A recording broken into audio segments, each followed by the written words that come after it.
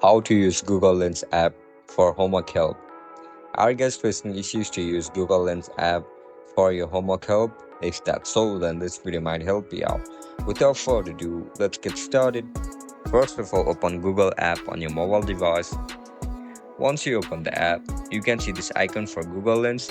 Click on it.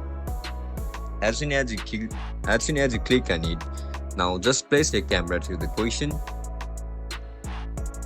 Once you place it, tap on the source icon. As soon as you search for it, just crop the picture that you want to ask the question for. Once you crop it, Google Lens will provide you the answer. So as you guys can see, our answer is NaHCO3. And that's it guys, that's how we're going to use Google Lens app for our homework help. If you guys have any issues regarding Google Lens application, make sure to comment down below so that I can help you out.